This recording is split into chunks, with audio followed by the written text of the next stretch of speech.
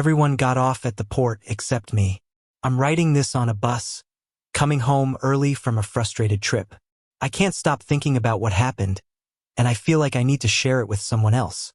This year, a few friends and I decided to take a vacation together and go on a beach trip, planning to stay for about a week.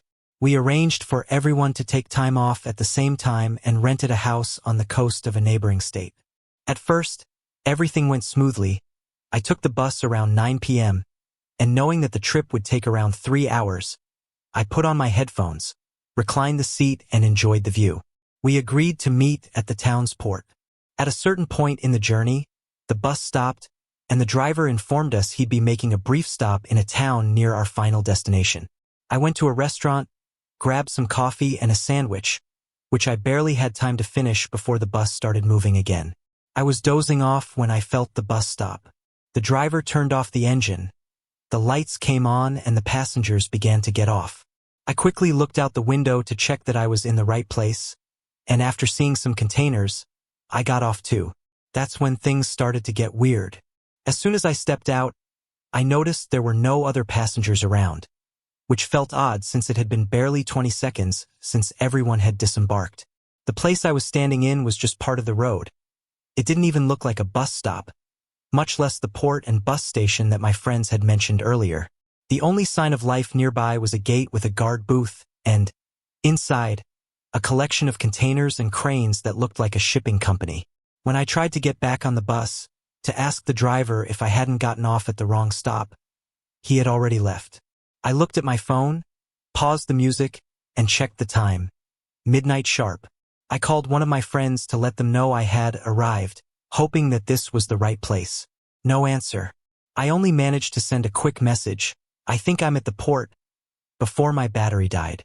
Apparently, listening to music for 3 hours straight was just too much for my old phone. With no idea what else to do, I approached the guard booth to ask for information. Inside was a woman, who smiled when she saw me approaching. I asked her if I was in the right place and explained a little bit of the situation. "Ah, the port? Oh no, you're far away. About 5 miles, I believe, my dear," she replied with a big smile and a voice a little strange. I can't explain it, but the woman seemed off. Her skin looked different, in a way that I couldn't tell whether she was 26 or 62, and her voice didn't sound natural. At the time, I didn't pay much attention to any of this, but in retrospect, it seemed as if she wasn't human, but something trying to be human. "But if you want, you can go through here, James, and I will take you to the port. Everything will be fine," she said while gesturing to a colleague who was near the gate. I hadn't noticed the colleague before. In fact, it's as if he appeared out of nowhere as soon as she called him. He came towards me, with the same huge smile and strange skin. For some reason, that gave me chills. Those two looking at me, piercing me with their eyes, and with that sinister smile, almost drooling, as if I were a dish from a 5-star restaurant. Something told me not to wait for this James guy to approach, so I walked away, muttering a goodbye. I couldn't see much ahead, just the road and the silhouette of vegetation on both sides of the asphalt. There were no streetlights except one in front of the company, and likely none for the next 5 miles. I started walking, but I soon realized that it would be a long trek, so I raised my thumb in hope that someone passing by would give me a ride. And it didn't take long for a truck driver to pull up next to me. I got close to his window, and to my surprise, he didn't look right either. He was an older man, or at least I think it was because of his white hair, but he had the same strange skin as the woman and James I just met. He invited me into the truck, saying he would take me to the port in no time.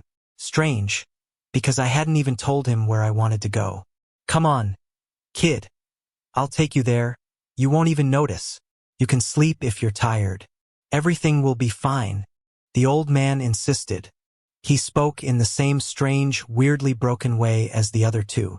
The chill I had felt before now intensified, and it went up my spine like an electric shock. I didn't even bother to say something to the truck driver. I just moved on, quickening my pace. He just stood there. From then on, I started to walk faster. I had a weird feeling, as if things weren't right, and what scared me the most, that something was watching me. I rounded a bend in the road and saw a broken guardrail and a crashed car beyond it. It looked like the accident had happened some time ago, but obviously, the scene didn't help with my anxiety at all. The further I got, the more unsettling the place became. The air grew heavy, and I started to hear noises in the vegetation. Twigs snapping, leaves rustling. I was getting exhausted from the walk, and my eyes were strained from trying to see in the pitch dark. After about 2 hours of walking, just past another curve, this time forming a big S along with the previous one, a car stopped next to me. It was an old hatchback, probably from the 90s. I couldn't see much, but the car looked run down. At this point, I was obviously no longer hitchhiking, and my paranoia made me completely suspicious of whoever the driver was. And with good reason. "Get in, Alex. I'll take you to the port," he said calmly. "How do you know my name?" I shouted, desperate. "What do you mean, Alex? We all know your name. We just want to help you. Trust us. Everything will be fine," he replied, lifting his head and looking directly at me, with the same massive, twisted smile as the others. Taking a good look at his face, he looked almost identical to the truck driver, like twins, both equally disfigured and weird. This time I ran. I ran like I'd never run before, without even looking back to see if anything was following me. I must have run for another 2 hours until exhaustion took over, and I sat down on the roadside. Everything seemed quiet and safe. Too safe. I opened my backpack to take the last sip from my water bottle when I began to hear them. Voices, coming from the bushes next to me. At first, I couldn't make out what they were saying, but slowly I began to recognize my name being called. "Alex! Alex? Come this way, Alex. It's a shortcut, Alex. Everything will be fine, Alex." The feeling of safety soon turned to horror, and I went back running. The voices grew louder, more distorted, and when I inevitably looked back, my fears were confirmed. There was a creature chasing me. It was humanoid, but with disproportionate limbs and a bizarre skin, as if it were imitating human skin, which writhed and twisted. And it was smiling at me. That thing came closer, initially walking slowly, but picking up its pace towards me. I ran awkwardly, totally consumed by fear, crying and screaming, the creature chasing obviously faster than me, at one point getting close enough to touche me. And it did. It put its hand, bony and cold, on my shoulder. As I fumbled to get away from its grasp, I tripped and went rolling. The thing came after me, opening its mouth, revealing rotten and missing teeth, kneeling down in my direction. I've never been a fighter, but at that time some kind of instinct came over me. Somehow I felt this would be my last seconds alive if I didn't try to fight it. So I kicked, punched, did everything I could to get away. After a few blows to its head, the creature seemed to recoil for a second, looking at me with a twisted and broken smile, mixed with an expression of confusion, as if it didn't believe that I could defend myself like that. To be honest, I didn't believe it either. But that single moment was enough for me to get up on my feet and start running again. I soon encountered the first streetlight in what felt like years.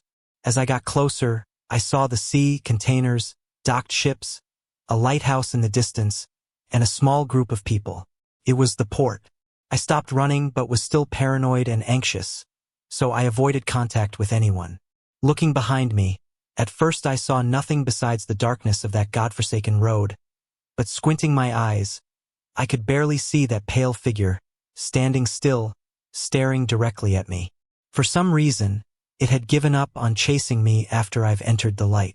Then I saw the bus arrive, and exactly the same passengers who were with me got off. Soon I also saw my friends approaching. They were drinking and laughing, and when they saw me, they ran over, shouting and cheering to celebrate my arrival. One of them tried to talk to me, asking me why I was looking terrible, sweating, dirty, and shaking. I just lit a cigarette, walked with them to the house, a few blocks away, and told them that I was extremely tired and needed some sleep.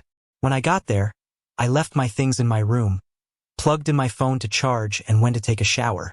There was a clock in the hallway, and, giving me one last moment of terror, it showed 12:05. The next day, my friends woke me up asking about what had happened the night before, and why I seemed so scared. I tried to tell the story, but obviously no one believed it. Some said I was lying, or that I was smoking some really good stuff.